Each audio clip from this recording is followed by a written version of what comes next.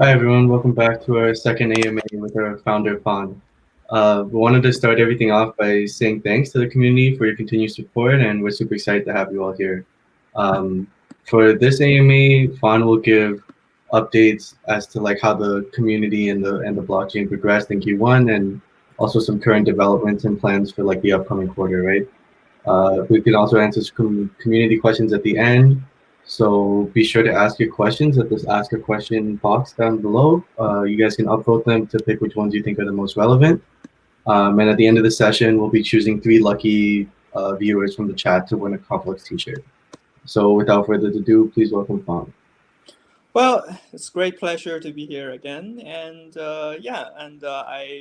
I'm happy to share. I think it has been a fantastic quarter for Conflux, the quarter one, and I'm happy to share all the progress we made so far this year. Have some summarization, and also I will give you some of the important updates that will be coming next quarter or next 2 or 3 months especially on our, I think, technically would be on our next planned hard fork update, uh, which will be scheduled July or August, and then non-technically or business-wise, just our, I think, adoptions or the progress that we have made so far. So yeah, I mean, maybe we can just start with some questions that are collected, and yeah.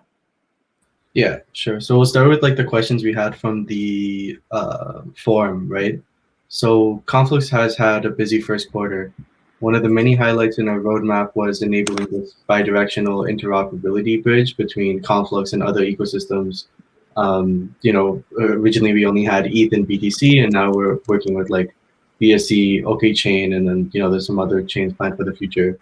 Can you talk a little bit about the asset bridge Shuttleflow, like the progress we've made there, and any other future plans?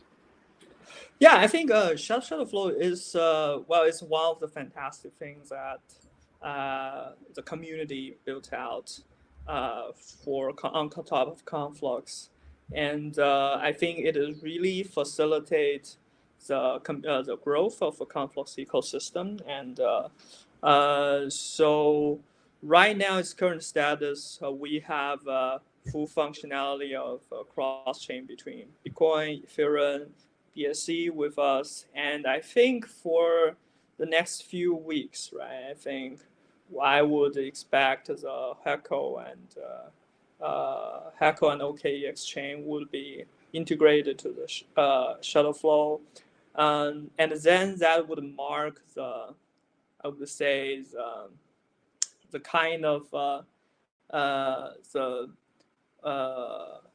the stable feature that Shuttleflow 1.0 would provide.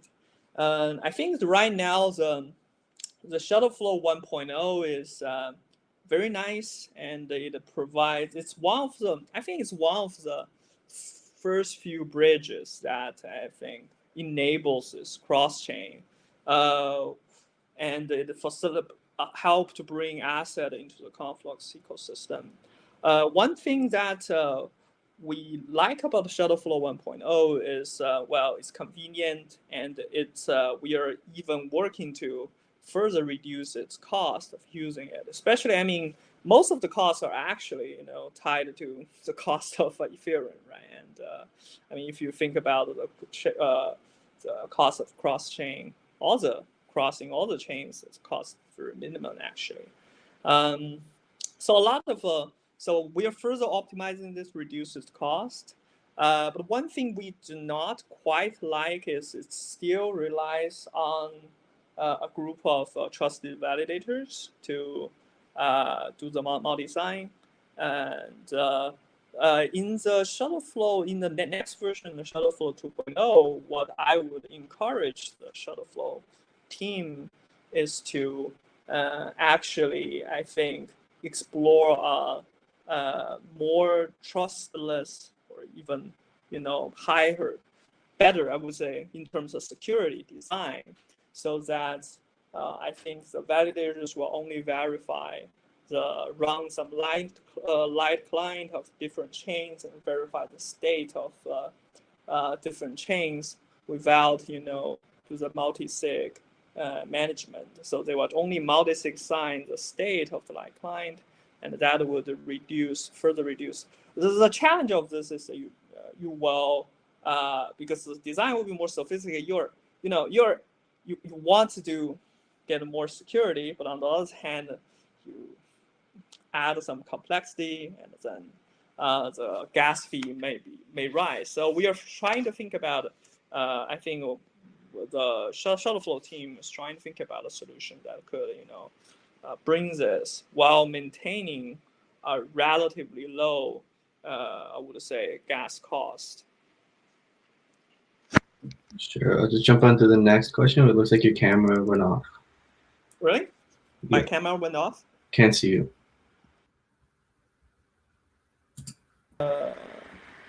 Can't see. Yeah, there you go. Can you see me now? Yeah, I can see you now. So it's just blurred or something?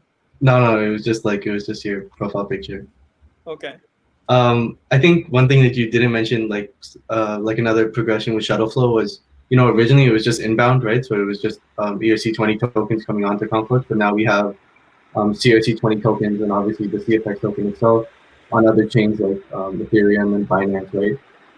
Can you discuss our reasoning for that, and then two, our plan for like taking Conflux token outside of the ecosystem itself?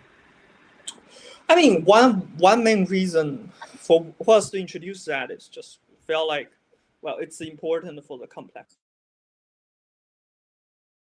of the. Can you see me? Can you see me now? I see my video. So my video is still on, right? Yeah. Okay. So yeah, I think it's for the completeness of the feature, right? Well, one important thing it enables is that it can, well, for people who really want to use Conflux as bridge, they can use it, right? So there are active list of projects who is using Shuttleflow as a bridge, intermediary bridge to first cross-chain Ethereum to Conflux and then Conflux to BSC, or first cross-chain BSC to Conflux and Conflux to Ethereum, right? So that's just add the functionality, and I believe that if you enable different sorts of assets that flow more freely, the beautiful things will happen, and that's why we actually create this bi-directional. I mean, in terms of the CFX moving around, I think it's very exciting. Well, just to see CFX or CFX token being participating in some of the DeFi ecosystems that in Ethereum or in BSC, right? Yeah, sure. And another thing, like more on the topic of wallets, right? So obviously, one thing that was in the timeline that we ended up working on was more encryption and like signature schemes that basically can allow other wallets, like maybe for example like MetaMask or other wallets to basically hold and support Conflux, right? Seems like just in general, like there's been a big focus on interoperability with the CFX token, making sure that like it can work well with other ecosystems. Is there anything else like in the pipeline that we're doing there that can continue to build on this? Yeah, I mean, I actually want to say, I think this is more of something that, I mean, the sad reality in the blockchain space is that sometimes it's hard to do innovation, and when you're being innovative, you sometimes get punished, and this is actually an old problem that when we choose to design Conflux, we certainly we are aware that Ethereum ecosystem is very strong, and we need to maintain compatible as possible. But there are several design choices where we feel like it's really important that we keep a difference. And for example, the our RPC layer, we have our own set of RPC, which is one-to-one, but it's not the exact same name. The reason also there are signatures that there are like six signatures schemes which we changed a little bit just to avoid some of replay attacks that could happen.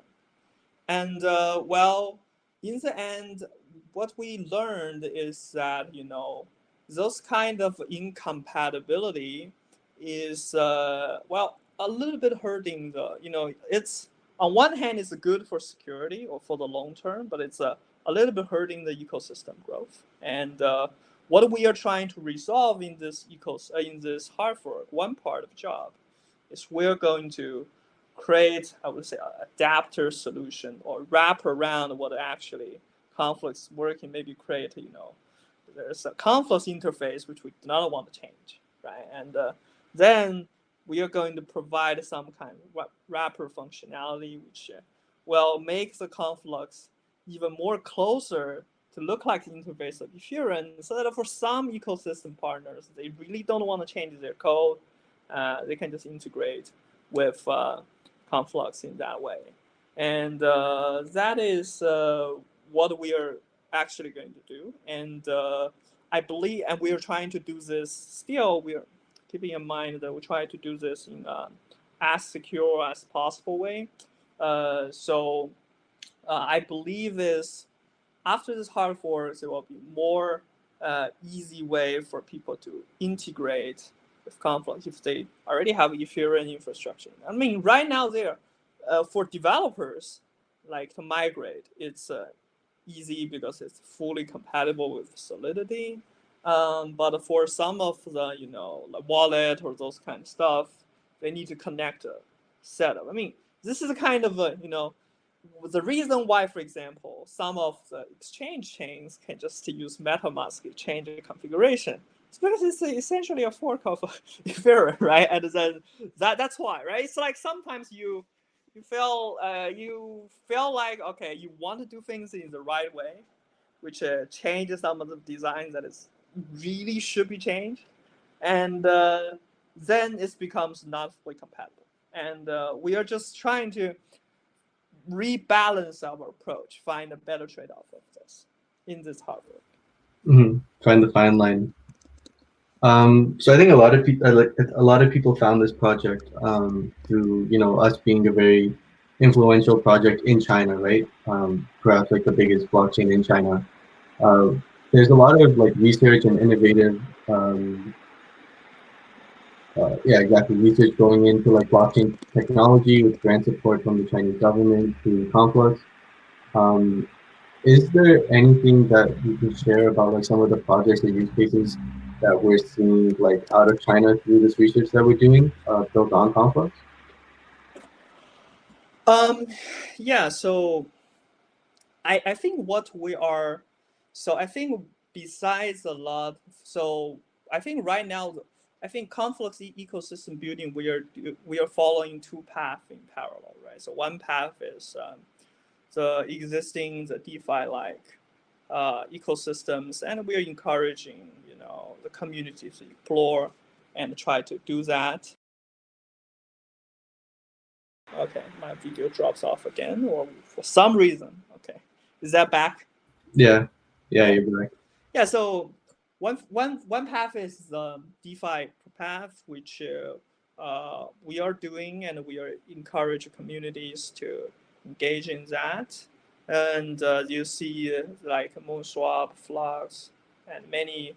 There will be many more of projects that build on Conflux with or part on Conflux as its DeFi protocols. So this is one part of it. Another thing that we are exploring in parallel is to say that we want to, since Conflux has really, high performance potentials, we want to, attract and persuade, more mainstream applications, so applications that, going beyond the crypto space to use Conflux. So there are, I think, well, since Conflux, I mean, really, being launched only for six months, and I think it's been last time it's been reported by Chinese government official medias are, I think, end of February or early March. So a lot of those projects are in progress of negotiation, and then, but it's only, I think, 2 months. So I can share some of the areas we're working on, right? So we are thinking about tracking the real estate record in Conflux. That's a possibility that some local government are thinking about putting that record to Conflux. We are working on, for example, potentially tracking carbon emissions and the amount. And we are also working on supply chain. So bring some of the supply chain trackings with Conflux technology. So I think those are things that, those are things I think when I think it's ongoing, and you will see like news about those projects deployment. I think in follow-up months, like next month or when the negotiation has comes to an end or something. I mean, those are things that we are pursuing, and also we are looking for lobbying the possibility of issuing regulated stablecoin on Conflux or any blockchain. But if those become there is a regulated stablecoin possibility, I imagine that it could come to Conflux. So those are all the things that happens on the back end, and I think it will probably you will see more of such news in the follow-up months. Yeah, I think one thing to flag there is that government projects and projects with like institutions do take a lot longer than, for example, like a wallet partnership where they can just like port the code over, right? Yeah, I mean, well, it's different, right? I mean, the things in crypto space, when you're engaging people in crypto space, well, the negotiation would be happen in 1 week, and in 1 week, and then there will be a PR in the next week. And well, it's a question of whether you will see the deployment or not, or maybe you will never see a deployment. Well, that's the that's a playbook for the crypto space, and certainly we will need to follow different playbooks. Right? Yeah, for sure. Let's jump to the questions from the community. I think this is on Discord and Reddit and stuff. So, question number one, that this is a development that happened over the weekend, right? Recently, the transaction confirming time was very high. Would you please provide some explanation on it? And yeah. Well, so so we are aware of there are some instances on the network. So, I mean, we are preparing. So we already finished the initial technical investigation of what's going on, because most of our technical teams are in China, and they are in May 1st holiday, so that means we haven't. They are working overtime the last 48 hours on diagnosis problems, but they felt like they need to gather the full team to write a more formal report and tell everyone what's going on.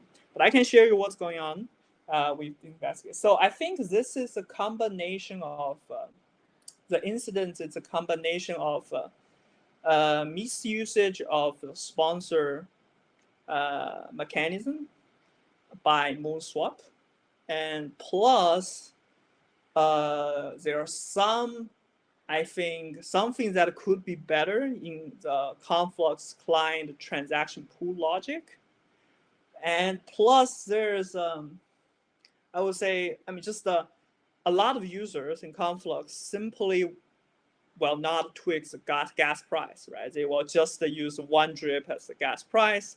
So they never try higher gas price. So this is a combination forces of those three that causes this change. So I can just describe to you what's going on. Okay, first, Moonswap as one of the very popular, dApps on Conflux, running out of a sponsor fee. Okay, so that's the first thing that happens. That is, Moonswap is running out of a sponsor fee. It's gone unnoticed, probably because Moonswap people are also on vacation, so they don't check it. So they're out of a sponsor. There are ways that they can either further apply through the faucet to apply some, or they can get a few. But they just not notice this. So the problem of this is that there are a lot of users try to submit transactions asking for be sponsored, but they might well be failed because the sponsored account is running out, right? There's not enough CFX in this. And so if, for example, Moonswap actually, respond to this and just go back and fix this, then this problem will go away. And this is why the problem went away, because they fixed the sponsor. But then because they don't respond, then I think there are some user of the Moonswap are really smart. They feel like figure out that maybe I need to rise the gas price to make it a process, but still asking me for be sponsored. So then later we see a large number of transactions trying to ask for paying higher gas fee, but still not being asking for being sponsored.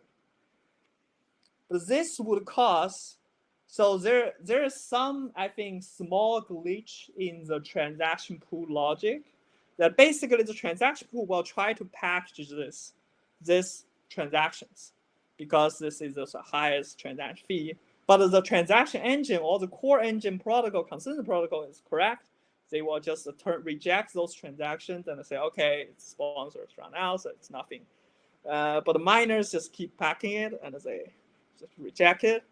So what this means is that there are several hundred or of those high gas fee transactions that keep being packed.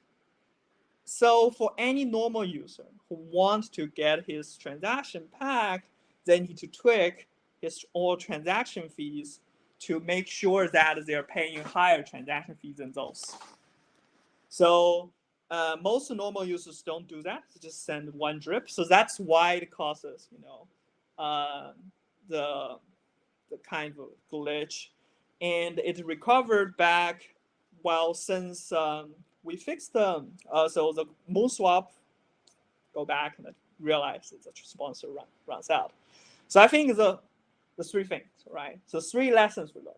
First, okay, I think the first is, well, for dApp developers, if they want to use sponsor Skyhound, they should make sure to look at whether the sponsor account is running out, right?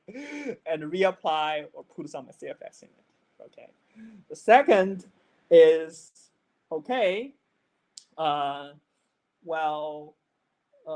if you are a user, you find that your transaction not go through, you can try to pay a little bit higher transaction fee, like not one drip, right? Maybe 100 drip or 1K drip. It's still tiny little money, right? That's the second lesson, okay, if you face this. And the third lesson is that, okay, Conflux is not perfect. There's some glitch in the transaction pool logics that we will fix. And the bottom line is it's not related to the core logic of the protocols, which we have spent a lot of energy to verify and make sure that it's correct. But yeah, in the it's this kind of outside of the core logic, I think the transaction pool, the client, there's something that could have made better. And well, it's just facts that a Conflux is not perfect, and we will keep improving. And yeah, so that's what happened. So if you're asking whether this means that a Conflux cannot process 100 1,000 or 2,000 transactions per second? Then the answer is no. And yeah. Yeah, I think there's only one other question on this, right? Was there a stress test on the network? Was the chain under attack, or did Well, the okay, Conflux team try to with the model? there was stress test, but it happened last week where our team is just saying, oh, we want just stress test and try different. So there are, if you notice that there are like a short period of time, Conflux gets like hundreds of TPS or even close to 1,000. That's stress test, and we did it. And then the funny thing is that it does cause a problem. Not problem in Conflux. We get some emergent call from MXC exchange saying that their centralized server who is monitoring the event of Conflux cannot keep up with the decentralized service of Conflux speed, which is a joke, but that's what happened. So basically, yeah, I mean, we stress tested last week, and then but this incident is not related to stress tests. And yeah, we will probably fix this as soon as possible. But we want to make sure that, it's not a severe thing. So we want to make sure that the fix is correct and it does not, will not cause harm. So we're going to take our time. And in the meantime, if you experience this again, basically, for DApp developers, look at your sponsor account. And for users, just, sometimes just try to pay a little bit higher transaction fee, then you will be fine. Yeah, for sure. But the main thing is everything's back to normal, and yeah. Yeah, hopefully, we can, all learn something. I think it's like all of us should learn something. And this is, this is something, it just tells that we have a long way to go, right? It's another thing which causes the problem is, so far we only have one implementation of Conflux protocol. This is a Rust implementation that we did, and that causes the problem. It's like the protocol is not in trouble, but if there's any small glitch in that one implementation, then it appears like the network is not working because everyone is running that. And when if Conflux grow bigger, we get more resources, we'll be happy to fund all the implementations, and that would be very helpful. Mm-hmm. Okay, now some questions on the economic models, right? So I have a question of the economic model of CFX. Currently, 52% of CFX is held by the founding team and early investors. This means that at least 1.1 billion CFX will not be sold in 4 years. Is the volume too big? I'm afraid the market cannot afford such volume of CFX. So we have been, I think we have, there are a lot of questions, I think, related to this. I would be, let me demystify some of those things. Okay. So first of all, I think when we are writing the white paper, we are using the term Genesis team, and then people are saying that it is all held by team or Conflux team, and then there are also private round investors. So the reason why we use Genesis team is that when the time Conflux is funded, like that was 2 or 3 years ago, there was, commercial company that which I'm part of it, and so we once talked to the investor saying that I don't want to keep going the original directions. I do want to do a public chain, and so that is basically what the Genesis team. So basically, the Genesis team also contains, you can think, some of the seed investors, which is the investors of the whole. So in some of it is basically there are investors and there are portions held by team. Out of the Genesis team, you see at I think it's 36% or something. Right? So there are 8 to 9% also belongs to investors. Okay, this is really seed round. So, but I think the sum is correct. There are part is the investors and the team. For the team part, I think there are 7% or 8% at least. I haven't checked the last time. These are not allocated, and those are locked. Also, together with all the funders, are locked. So I think there are some employee tokens or like some advisor tokens from this may went to the secondary market eventually, but I think that portion so far would be less than, I would say, less than the 10% of the team portion. That's what I would say, or like 5% of the team portion. So that's basically what's happening.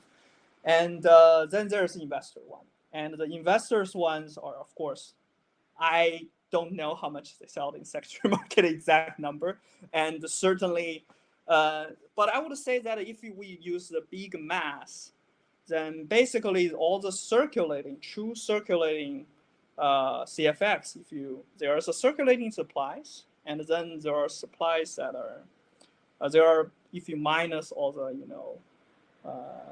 funders voluntarily locked tokens out of this equation and also burned ones on the other equations.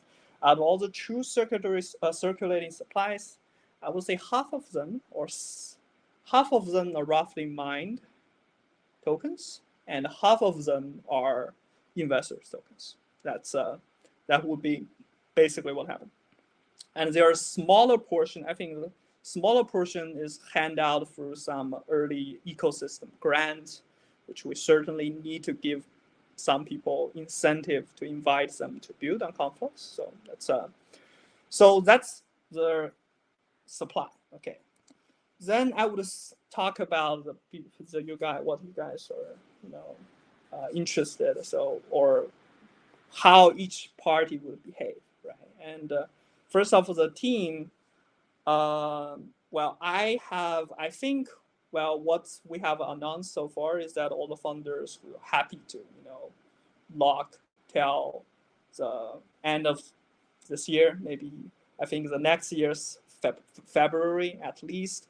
And what our thinking is, we really look into the long term of this, and we have no interest of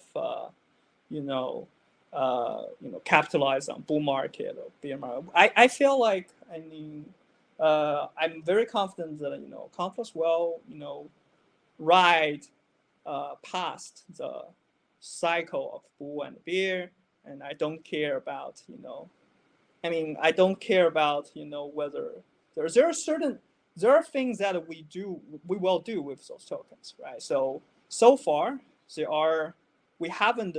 I think founders haven't participated a lot, most of the DAO voting decisions.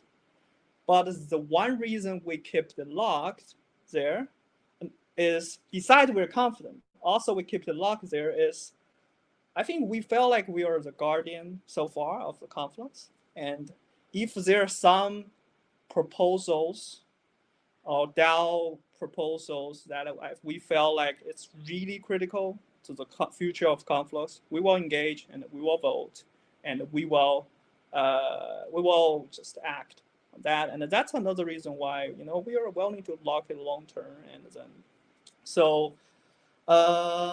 then I think for the investors, there are early investors who put real money into Conflux when Conflux infant. So I would say that it's to some extent it's their right that they decide to, for example, exit and sell it to secondary market, and so basically the seller and buyer will determine the market price. But I'm happy that, since I think there are some, but we do see some kind of abnormal behaviors. Last month, around Binance listing, there are we posted an announcement about that, so I will not repeat what's in the announcement. But I'm also happy that through negotiation, I think there's a super majority of investors agreed and do see the long-term viability of Conflux project, and they voluntarily to at least, slow down or basically in the next few months freeze the token release. And this is a gesture, I believe, of seeing this as a Conflux as a project that will go beyond the bull and the bear cycle. Because everyone knows that right now we're in a bull market, and if you don't believe in Conflux, then the easiest way is to just sell right now. Right? Because there will be just bull market and a bear market of this, and so I think most of the investors, I do feel grateful that they are also seeing the long-term viability of Conflux, and sometimes it just takes collective dialogue and decision to this, because when you give in the tokens to investors, all of them, and then there is no such dialogue, and maybe sometimes they are being kept in a prisoner dilemma, right? It's like, well, if I don't sell, all the people sell, then what would happen, right? So it's just, so I think, through the dialogue of this, and I think they are also, I would say that at least I'm very grateful that super majority of them are understand, and then they also remain faithful on what Conflux will be, and they remain faithful that Conflux will eventually pass beyond the bull and bear cycle of crypto. Yeah, good answer. I think But I think there are certain things that I cannot change, right? For example, there are things that the things that in the team control is, what we could do is we are seeing the confidence, and of course, after I tell you, you will realize, okay, there are certainly a large portion that's owned by private investors, and it's also a signed contract, right? There's nothing I can do, for example, to burn their token unless they are voluntarily burned. Yeah. So those are, but I think they are showing the confidence on the long-term viability of the Conflux as well. Cool. Yeah, I think there's one more on the topic of burning, right? There's another question on tokenomics. For the moment, the overall hash rate happens to be linked to the token price, and we know that mining is essential for the security of the network. In order to set like a minimum or a floor price for the token, so that we have a minimum overall hash rate for the long-term security of the network, even when the token is at a low price, have you considered to create some sort of burning mechanism linked to the transactions or the hash rate, possibly something similar to the mechanisms of Moon or ETH, EIP 1551? Okay, so I'm the kind of person that always take a technical view about what's going on, and I don't like the political bullshit in the crypto space. So basically, I see EIP 1559. It's just basically a proposal that taking out miners' profit or cut the miners' profit, so they reduce the mining reward of the Ethereum, right? So basically, and if you think about it, right? So basically, right now, half of the reward are like mining fees, are transaction fees in Ethereum, and they say, okay, miners should not get it, cut it, and then basically they say you only get a base raw, and this part will be burned. And the miners say, no, I don't like it. So most of the miners are now actively doing MEV. Basically, it's front-running DeFi transactions.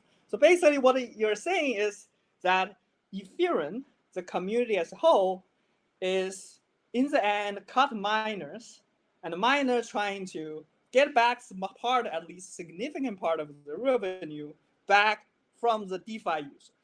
So basically, it's EIP 15559 has the effective of saying, asking all the DeFi users to, in the end, explicitly or implicitly paying things that are being burnt, right? And it's basically saying that you are asking DeFi holders, users, to pay to the holders of Ethereum.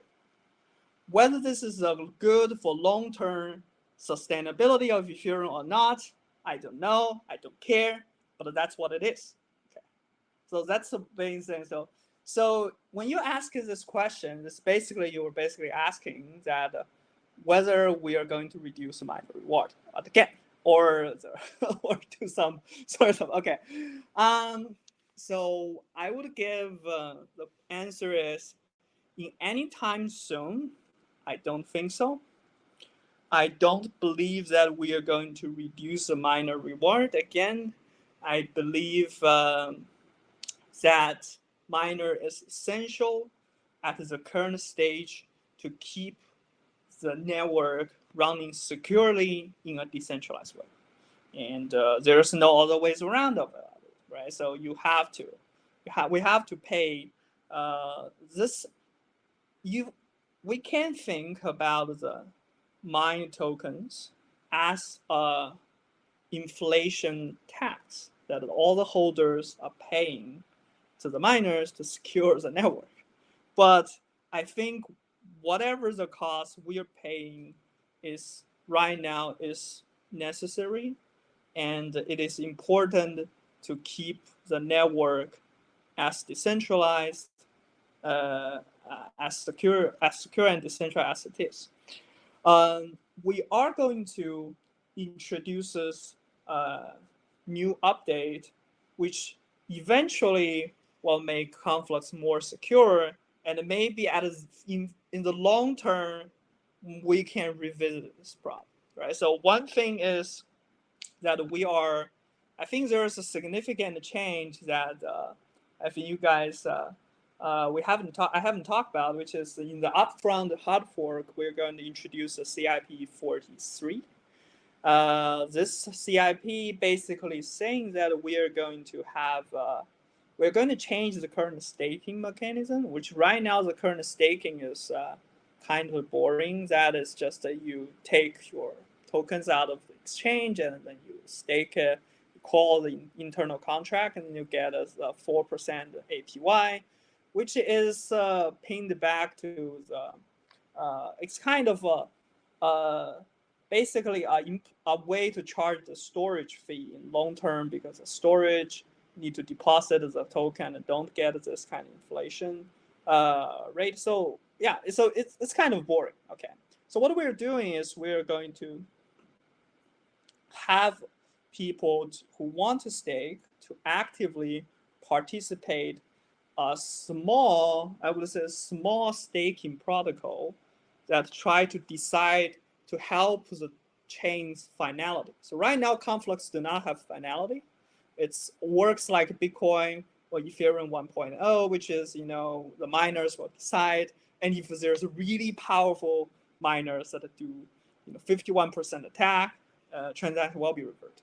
And we want to introduce finality to defend against this. And we are in the CIP 43, and we're going to ask users to participate in that. So what would change is that the chain will be more secure, because the pure 51% attack will not work. And also, the token economy will a little bit change, because instead of everyone getting 4%, we are going to say that the people who participate, only the people who participate in this will get the APY. The APY will be higher if the participation is low, right? It's just encouraged we hit an equilibrium. So for example, if only 10% are participating, probably you would be able to get like close to 10% of APY. But there is some kind of, because the staking protocol, there is some sort of slushing, basically saying that when you want to withdraw from that, you're not going to get it immediately. You need to lock for another 14 days to make sure that all the people can fact check your behaviors in the last, staking period, voting period, to make sure that if you malbehave, then your stake will be confiscated. So that's a change to the staking. So it will have an effect on the token economy as well, which I believe will also make the chain more secure.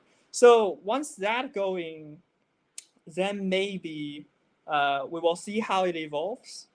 After a while, if it becomes stabilized, then maybe we can revisit this question and say, okay, can we safely to reduce some of the reward of the miners, right? I mean, do things like EIP 1.15.59, and that would be the time. But I think in the short term, I see no interest of doing that. I mean, I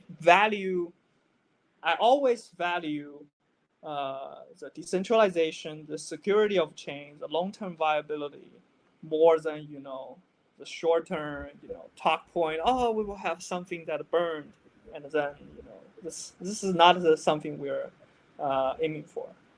Yeah, I think what people often overlook is that, what matters more is the actual reason for inflation, right? Like the way we change inflation actually would matter more to them than the way we start deflating the token or burning the token, right? And for those who aren't familiar for whatever reason, like, almost a third of the tokens currently circulating are sent to the zero address, right?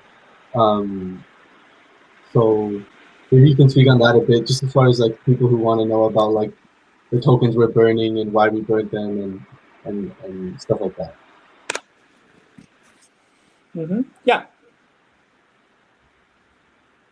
Pardon? Could you say the question again? Sorry. Yeah, so like for people who have questions on burning, right? Like almost a third of like the tokens actually circulating in the market are sent to the zero address, right?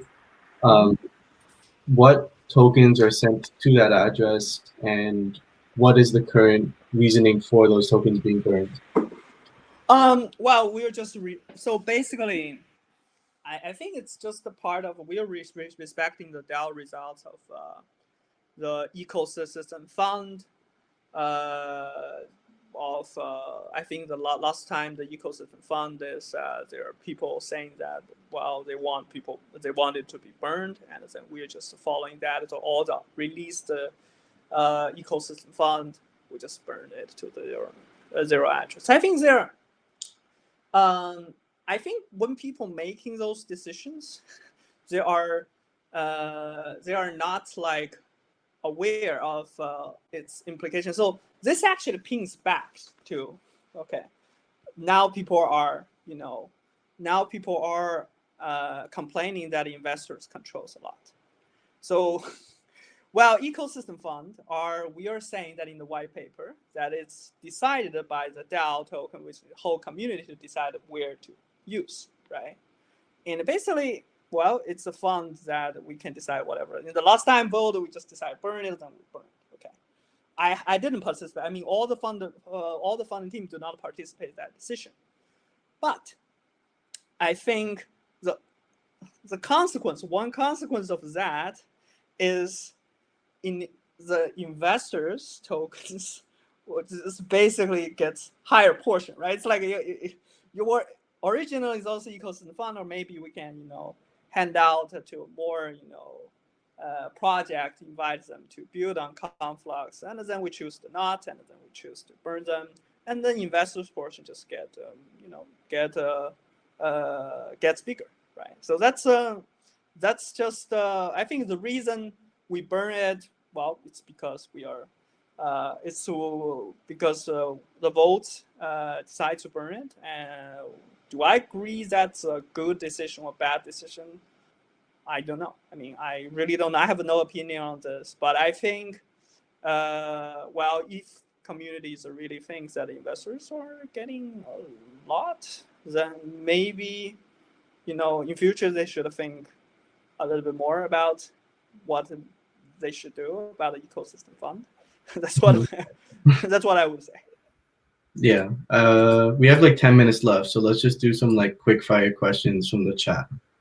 Has the actual TPS been measured at the current state? Does it depend on the miners? So the minings. Pardon? Could you say that again? Has have the actual TPS been Uh-huh. measured? Uh-huh. Like what TPS can we currently support, and how much does this TPS depend on miner activity? Um, the minor activity does not. Okay, the minor activity does not has no connections to TPS. I think the miner, how much miners mining Conflux only tells you how hard to do 51% attack, how secure Conflux transactions is. The TPS is a product of the protocol, right? It's like it's protocol and implementation that is fast, so we can sustain high TPS. Next question: how long will Conflux support, or the Conflux Foundation support, the transaction sponsorship mechanism? Um, I think I really want to. I will keep. I think we will keep support it until at one of those cases. One is that Conflux really reaches to a point where we have reasonably utilized the TPS. Right? It's like right now we have like only at 1% or less than 1% of our capacity, and if right we are at 20%, 30% of our capacity at least, like 100 TPS actively, then maybe we will slow down that. And another thing is if for example ecosystem fund runs out, then certainly we'll stop that. But I think the decision will be in the end decided by a DAO voting rather than I'm going to dictate it. No. Mhm. Yeah. This is a common question, right? So when will Conflux, or at least Binance, allow direct deposit and withdrawal of CFX without the need for BCFX or the BSC network? Um, well, the question is ask Binance. I have no idea. Yeah. Next question.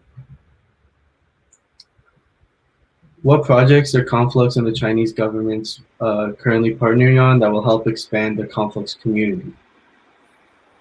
I think so far the officially announced partnership are all focusing on research.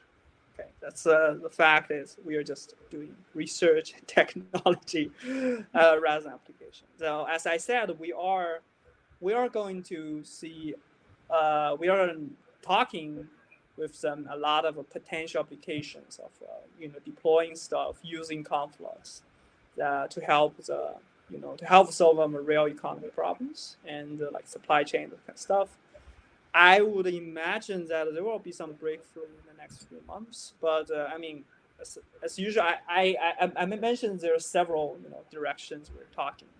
So the thing that you will need to understand is that the process is different from the collaborating with a crypto project, where we can just announce a partnership, and then maybe there are deployment, maybe they're not. It will only happen when we decide that we're going to do it, and then we announce it. Sure. I think we'll do one or two more questions. We still have around 5 minutes. What does Conflux see as the path to bring DeFi to China? Obviously, there's a lot of people always think, there's a lot of regulations and a lot of things holding back DeFi from entering China, right? Mm-hmm. Obviously, Australia is in like a unique position. Mm-hmm. Uh, if you want to speak on that a little. Yeah, I think I think what Conflux can bring is I think it's threefold.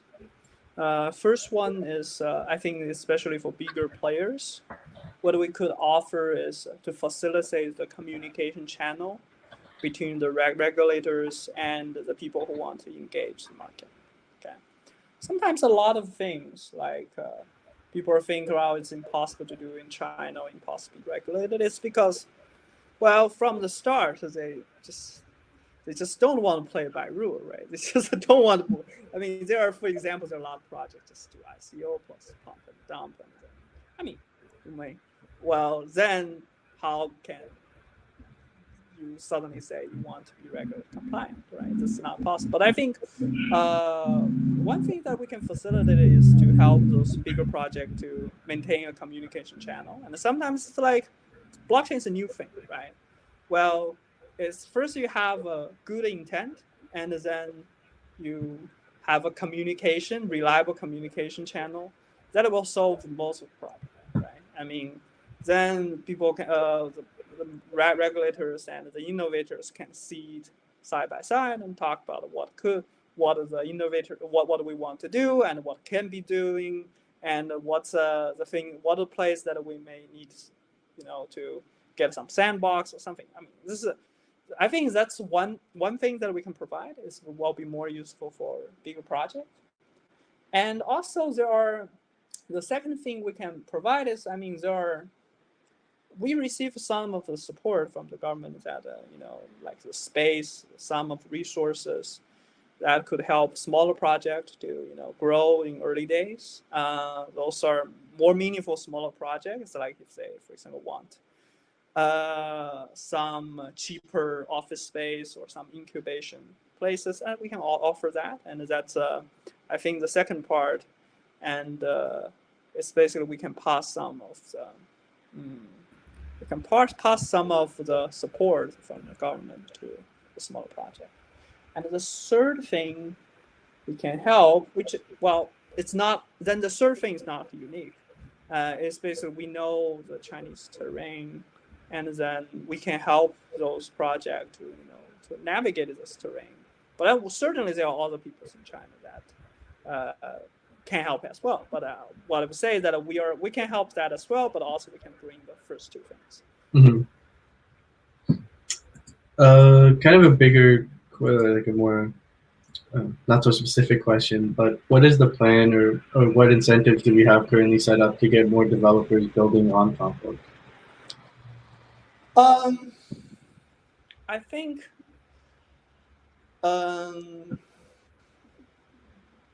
I actually feel like we are on track. I mean, especially I think especially if you think about the Chinese community, I think Conflux is actually the only project in the China-based project that has a developer community in China.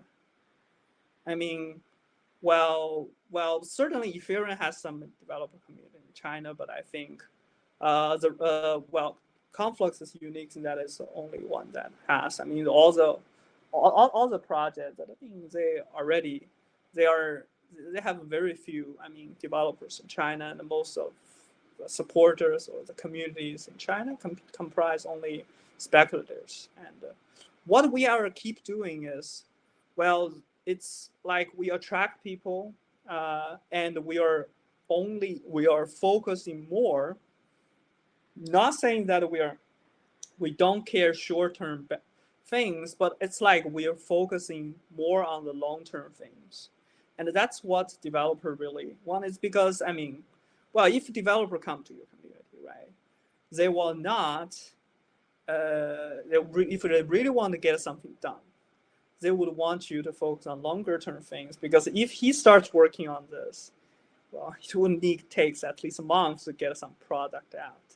And if you're focusing on short-term things, just trying to get as many PR as possible to maybe pop up your price on secondary market, it's not going to be very helpful on the developers side. You will probably attract more speculators. So I think it's like one thing important is we need to keep focusing on longer-term things, and also another thing that is very unique in China is I think it's really important to have to stay in regulatory compliant to actually attract top developers.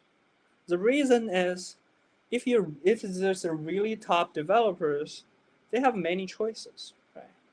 They have many choices. They can go to work with Alibaba, they can go to work for Tencent, and there's no reason that they really need to risk keep working on a rogue platform that will declare the complete outlaws next day. And that's why I think we need to stay regulatory compliant. And on top of that, we're going to keep doing giving support for developers, offering grants, and for good developers who really want to build on Conflux. And yeah, and then, well, the last things is take time. The real developer community take time, and if you are impatient, try to find some silver bullet to do it. What you will end up is you will accumulate a group of speculators who claim to be developers, and then just do the maybe apply your grant, but then in the end they don't work on to get real stuff done, and that's the worst thing we want to encounter. Awesome. So we're just a minute over, but I'll let you say your last words. I'm sure we're going to be doing a lot more AMAs, but yeah, I'll let you say bye.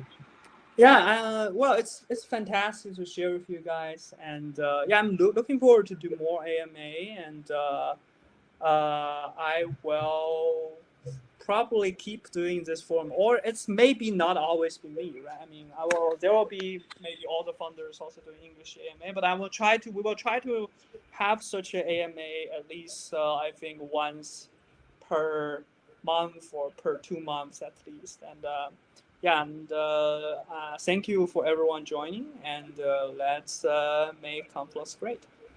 Yeah. Thanks, everyone. Yeah, bye bye.